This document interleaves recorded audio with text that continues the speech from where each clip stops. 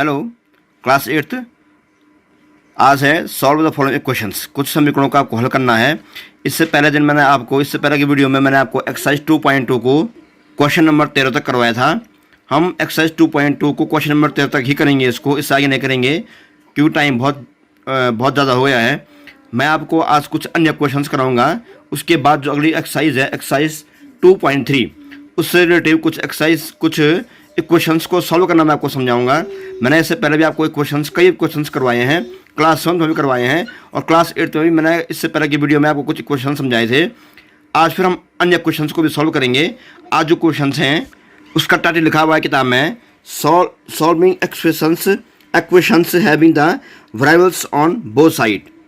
Means उन question को solve करना है आज जिनके बोथ साइड दोनों तरफ क्या है, चर हैं। तो इक्वेशन को सॉल्व करना जिनके दोनों तरफ क्या है, चर राशियां हैं। तो दोनों तरफ चर राशियां, ऐसे क्वेश्चन को हम सॉल्व करेंगे। तो हम इनको क्वेश्चन को कैसे सॉल्व करेंगे मैं आपको एग्जांपल समझा रहा हूँ। इससे पहले मैंने आपको एक्सरसाइज 2.2 करवाया था, यहाँ तक मैंने आपको 13 तक करवा दिए हैं। यहीं तक आप इसको करेंगे फिर कॉपी में। उसके बाद अगर टॉपिक यही है, मैं भी आपसे कह रहा था solving equations having the variables on both side. मैंने इस प्रकार के क्वेश्चन को सॉल्व करना जिनके बोथ साइड में दोनों तरफ क्या हो, चर राशियाँ हों। तो मैं आपको सीधे एग्जाम्पल्स करवा रहा हूँ कुछ। माना मेरा यह लिखा हुआ है सॉल्व द फॉलोइंग क्वेश्चंस, कि दिए गए क्वेश्चंस को सॉल्व कीजिए। तो प्रश्न एक है, मान लीजिए एग्जाम्पल के लिए 5x स्क्वायर 3x + 10। तो मैं आपको कुछ बता रहा हूँ इसके बारे में। हम जब इक्वेशंस को सॉल्व करते हैं, यहाँ पर देखिए, यहाँ पर एक चिन्ह बना हुआ है, वो है बराबर का चिन्ह, यानी कि इक्वल का साइन। तो इसमें करते क्या है, आप इन क्वेश्चंस में हम करते हैं केवल पक्षांतरण, यानी कि साइड को चेंज करना। और आप जानते हैं पहले भी कि हम जब साइड को चेंज करते हैं तो उनके चिन्ह क्या होते हैं, बदल जाते हैं। जैसे प्लस का माइनस हो जाता है, माइनस का प्लस हो जाता है, मल्टीप्लाई का डिवाइड और डिवाइड का मल्टीप्लाई हो जाता है। तो वही हम करते रहेंगे आगे भी। तो यहाँ पर इसका नियम ये होता है, देखिए अब मैंने आपको कहा था इसमें क्या है, बोथ साइड क्या है, वेरिएबल्स हैं। देखिए जो चर x है वो बराबर के बाएं तरफ भी है, दाएं तरफ भी है। या चर y है, या कोई वेरिएबल्स जड़ है, या कोई अन्य वेरिएबल्स हैं, उनमें ये इक्वेशन जो हैं इस टाइप के हैं।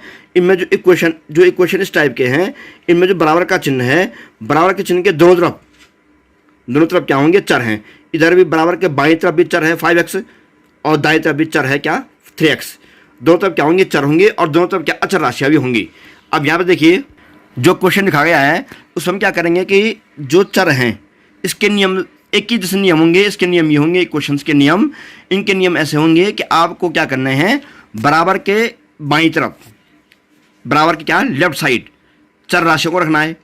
बराबर के बाईं तरफ क्या रखना है, आपको चर राशियों को रखना है। और बराबर के दाएं तरफ क्या करना है, आपको अचर राशियों को रखना है। यानी कि जो x वाली राशियाँ हैं, जो x वाली हैं या y वाली हैं या z वाली हैं, a वाली हैं, t वाली हैं, p वाली हैं, जो ये चर राशियाँ हैं उनको हम क्या रखेंगे, बराबर के, उनको हम इक्वल के रखेंगे लेफ्ट साइड में, यानी कि बाईं तरफ, यानी कि इक्वल के जो है इस तरफ रखेंगे। और जो अचर राशियाँ हैं, मतलब जो कांस्टेंट हैं, जैसे 10 लेवल लिखा हुआ है, कई बार 2 3 4 5 6 2 जो भी संख्याएं लिखी होती हैं, मतलब गणित की संख्याएं लिखी होती हैं, हम उनका रखेंगे बराबर के दाईं तरफ, यानी कि राइट साइड। तो आप याद कर लीजिए कि जो चर राशियाँ होंगी उन्हें रखेंगे बराबर के बाईं तरफ, यानी कि लेफ्ट साइड, और जो अचर राशियाँ होंगी उन्हें रखेंगे बराबर के दाईं तरफ। ये देखिए मैंने लिखा हुआ है इसको, कैसे मैंने इसको लिखा हुआ है, 5x यहीं पर है, ये 5x को मैंने उतार दिया सेम। अब मैंने क्या किया, 3x को मैं बराबर के बाएं से दाएं लाया, क्योंकि मैंने अभी आपको कहा कि इसका नियम ये होगा, आप जो भी x वाली राशियाँ हैं, मतलब जो भी चर राशियाँ, x में कोई भी चर हो, x हो, y हो, कोई अन्य हो, जो भी चर राशियाँ हैं वो कहाँ आएंगी, बराबर के बाएं तरफ आएंगी। तो चूंकि बराबर के बाएं तरफ आएंगी यानी कि लेफ्ट साइड में आएंगी, तो हमने क्या किया, 3x कहाँ है अभी सवाल में 3x है बराबर के दाईं तरफ, यानी कि राइट साइड। और मैंने क्या किया, 3x को बराबर के दाएं से कहाँ लाया, बाएं तरफ लाया। आपको हर प्रश्न में इन चर राशियों को बराबर के बाएं से कहाँ लानी है, दाएं लानी है, लेफ्ट से कहाँ लानी है, सॉरी मैंने आपको कहा कि बराबर के जो दाएं से कहाँ लानी है, बाएं लानी है, यानी कि बराबर के दाईं तरफ जो है उसको कहाँ बाईं तरफ लाएंगे। तो हम कहेंगे 5x, हमने क्या किया, 3x को मैंने यहाँ से यहाँ लगाया, 3x के आगे चिन्ह क्या है, प्लस है, यहाँ पे कोई चिन्ह नहीं तो हम प्लस ही मानते हैं। तो चूंकि मैंने 3x को जब बराबर के दाएं से बाएं लाया, तो इसका प्लस से क्या बन गया, माइनस बन गया।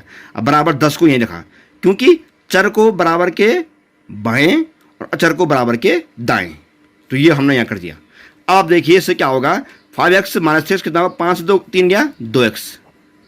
हम ऐसा इसलिए करते हैं कि जो चर राशियाँ होती हैं जो क्या होती है समान चर होते हैं, जो यहाँ भी x वाला चर है यहाँ भी x वाला चर है, दोनों समान राशि क्या होती है आपस में जुड़ जाती हैं या घट जाती हैं। तो 5 से 3 गया 2x, अब बराबर क्या लिखा हुआ ये 10। ये क्वेश्चन बन गया। आगे लिखो इसको और अब देखिए यहाँ पर x इक्वल टू 10/2। रूल्स वही हैं सारे। हम जिन चरों को या जिन अचरों को बराबर के बाएं से दाएं लाएंगे या दाएं से बाएं लाएंगे उनके चिन्ह क्या हो जाएंगे, बदल जाएंगे। धन का हो जाएगा ऋण, ऋण का हो जाएगा धन, गुणा का हो जाएगा भाग, अब भाग का हो जाएगा गुणा। तो यहाँ पर भी क्या हुआ था, ये चूंकि 2x क्या है इनके बीच मल्टीप्लाई का चिन्ह है, मल्टीप्लाई से क्या बन गया ये डिवाइड बन गया। 2 5 जा 10, ये क्या आ गया 5 आ गया। x बराबर क्या आ गया 5। हम इसको और x इक्वल टू इसका 5 क्या है इसका आंसर है। अब देखिए नेक्स्ट क्वेश्चन है 8m - 5 इक्वल टू 5n + 4।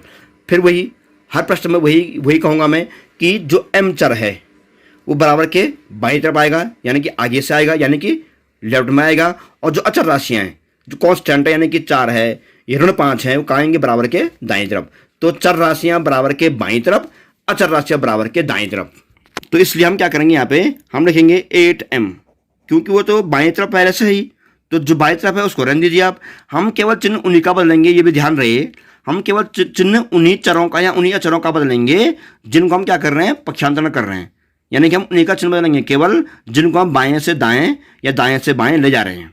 जिनको हम अपने स्थान पर यथावत रखे हुए हैं, जो अपने स्थान पर बने हुए हैं, उनके चिन्ह आपको नहीं बदलना है। जैसे यहाँ पर 8m वहीं पर है, इसका चिन्ह नहीं बदलेगा। हमें क्या करना है इस 5m को यहाँ लाना है, क्योंकि m आगे आएंगे, यानी कि m का आएंगे बराबर के बाएं तरफ। जैसे यहाँ पर आए थे दोनों x कहाँ आए थे बराबर के बाएं तरफ आए थे, यहाँ पे m के आएंगे बराबर के बाएं तरफ आएंगे। तो 8m, अब देखिए यहाँ पे जो 5m लिखा हुआ है, 5m आगे क्या चिन्ह है प्लस चिन्ह है। हम इसको जब यहाँ लाएंगे क्या हो जाएगा माइनस हो जाएगा, -5m।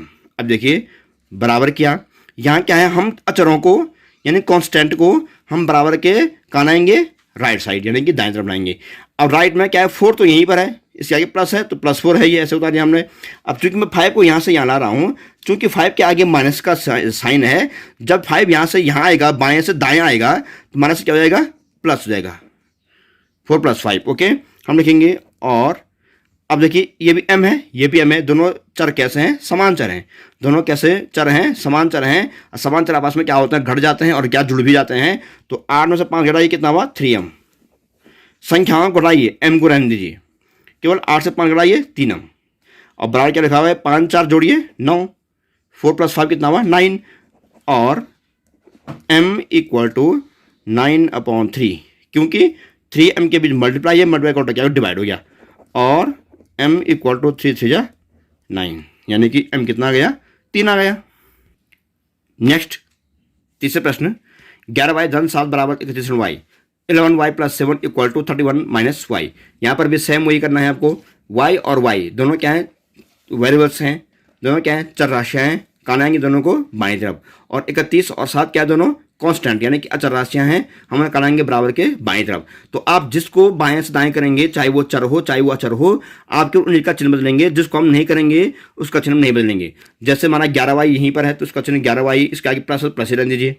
हम क्या करेंगे y को लाएंगे यहाँ, क्योंकि y के साथ y आएगा।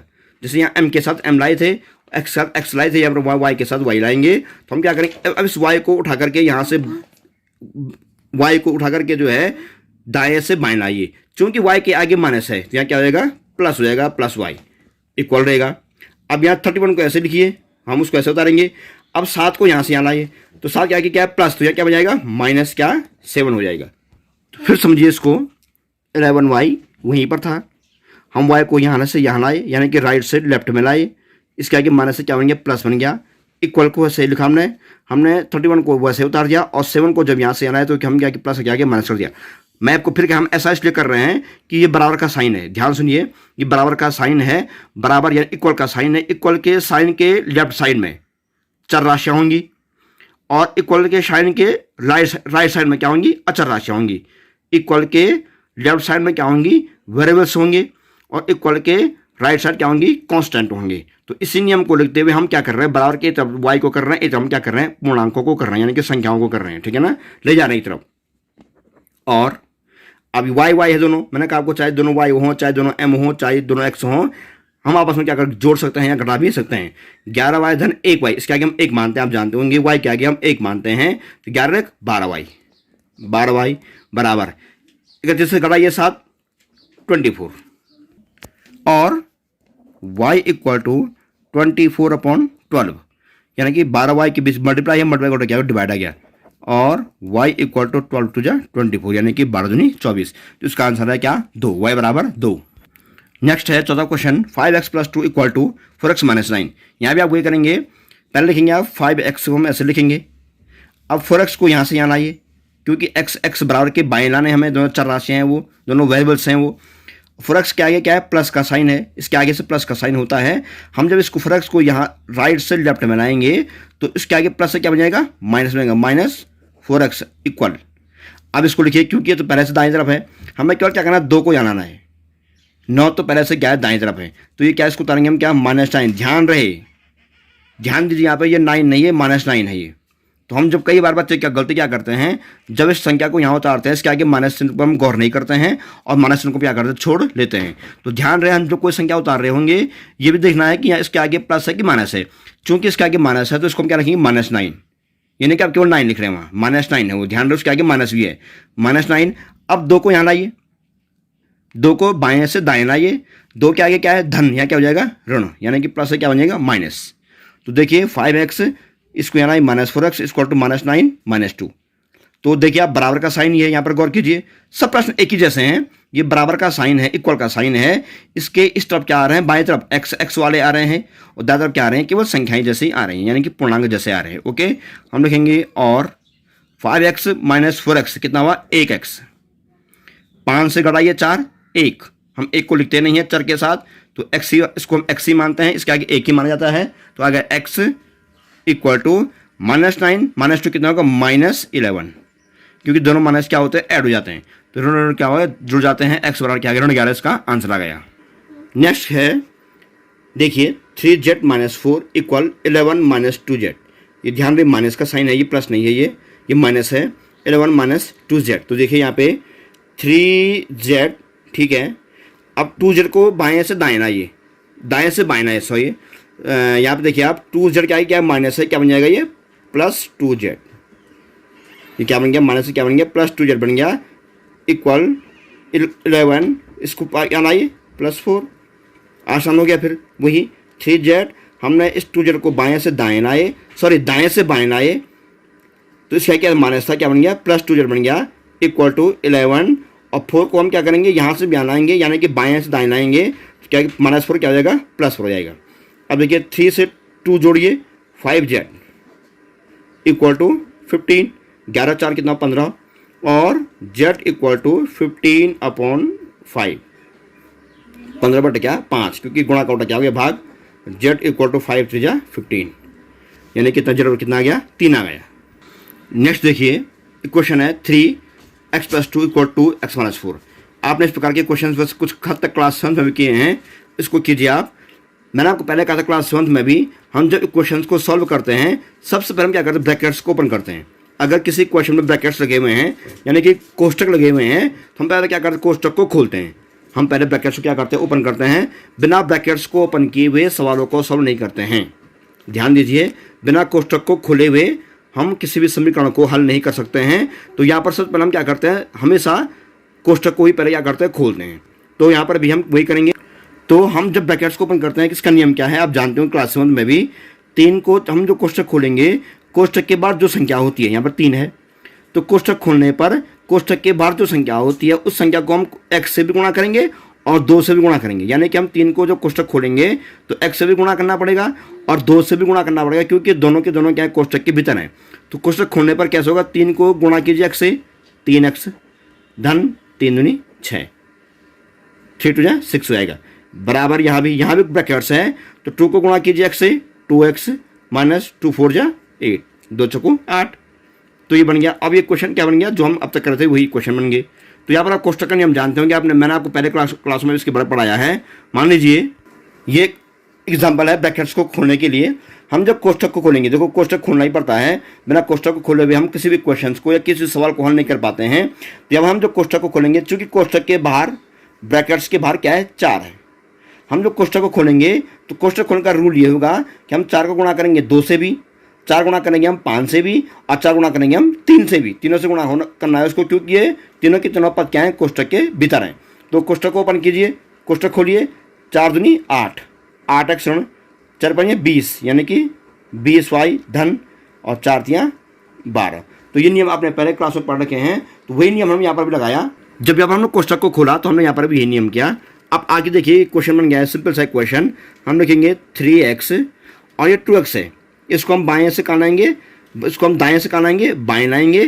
तो दाएं से बाएं आने पर चूंकि इसके आगे प्लस का साइन है तो क्या हो जाएगा, माइनस क्या हो जाएगा 2x इक्वल टू, अब ये क्या है -8, फिर कह रहा हूँ मैं ये 8 नहीं है -8 है, चूंकि -8 बराबर के दाएं से दाएं में ही है, अभी दाएं से दाएं में ही है, इस हमने इसके चिन्ह को नहीं बदला हुआ है। तो -8, अब 6 को ले जाओ यहाँ, 6 के आगे क्या प्लस है, क्या हो जाएगा माइनस क्या 6।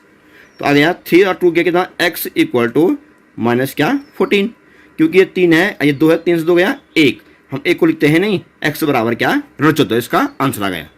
नेक्स्ट है 6y equal to 8y minus 4/3। तो हम किस कैसे करेंगे, 6y 8y को यहाँ लाइए, इसका क्या है प्लस है, माइनस क्या 8y इक्वल टू, इसको रहने दीजिए -4 कितना आ गया 3। यहाँ पर 4/3 हमने इसको ऐसे बता दिया -4/3। तो देखिए 6y 8y को हम कहाँ लाए, दाएं से बाएं लाए, राइट से लेफ्ट में लाए। चूंकि 8y के आगे प्लस साइन है तो यह क्या बन गया, माइनस बन गया, बराबर उतार दिया। ये क्या ऋण 4/3 को हमने ऐसे उतार दिया, ऋण 4/3, क्योंकि हमने ऋण 4/3 का स्थान नहीं बदला हुआ है। और 6 से कटाइए 8 कितना हुआ, ऋण 2y, ध्यान सुनिए ऋण 2y, क्योंकि इसके आगे क्या हो जाएगा, 6 से 8 के ऋण 2 आएगा, बराबर ये क्या है ऋण 4/3 -4 क्या 3, और y इक्वल टू -4, अब 2 को यहाँ से यहाँ लाएंगे हम, मैंने आपको कई बार समझा रखा है। जैसे यहाँ पर देखिए, यहाँ पर देखिए अब ये है जैसे 12y है, तो 12 क्या है मल्टीप्लाई से क्या हो गया, ये डिवाइड हो गया। यहाँ पर देखिए आप, यहाँ देखिए 5z गुणा का क्या हो गया, भाग हो गया। वैसे यहाँ पर भी है 2 और y क्या हो रहा है, गुणा हो रहा है, गुणा का क्या हो जाएगा, भाग हो जाएगा। तो यहाँ देखिए आप, तो यहाँ पर वहीं की तरफ देखिए 2 और y के बीच मल्टीप्लाई है, 2 और y के बीच क्या है, गुणा का चिन्ह है। तो क्या हो जाएगा, देखो ये ऋण 4/3 तो पहले से है ये, तो 2 को यहाँ लाएंगे, 2 तियाँ 6 हो जाएगा। ये आप समझिए इस चीज़ कि 2y के बीच गुणा का चिन्ह है, यहाँ हर में आएगा, वो इसके हर में आएगा। चूँकि यहाँ पर 3 पहले से हैं तो 2 तियाँ 6 करना पड़ेगा ऐसे। अब इसको काटिए, किससे कट रहा है, और y इक्वल टू ये कट रहा 2 से, 2 2 जा 4, 2 3 जा 6, -2/3 ऋण 2/3, इसका आंसर है ऋण 2/3। तो बच्चों आज का आपका काम ये है, आप यहाँ पर इन क्वेश्चंस को लिखेंगे, सॉल्व द फॉलोइंग क्वेश्चंस। ये क्वेश्चन आपको उतारना है फिर कॉपी में, और एक क्वेश्चन को फिर कॉपी में उतारने के बाद आपके लिए होमवर्क है। ये कुछ क्वेश्चन लिखे हुए यहाँ पे होमवर्क के लिए, ये लिखा होमवर्क मेरा। यहाँ पर देखिए प्रश्न 1 2 3 4 5 और क्या 6, ये 6 क्वेश्चन लिखे हुए मैंने आपके लिए। तो आप क्या करेंगे इनको, तो आज का होमवर्क आपको इस काम फिर काम करने के बाद फिर कॉपी में ही होमवर्क में आपको ये फिर कॉपी में होमवर्क करने हैं सारे। ये आपके पास 6 क्वेश्चन दे रखे हैं मैंने, इन क्वेश्चन आप बुक से नहीं करेंगे आज आप क्या करेंगे, इन क्वेश्चन को सॉल्व करके मुझे चेक करवाएंगे। हम अगले दिन अगले वीडियो में मुलाकात करेंगे, तब तक के लिए गुड बाय।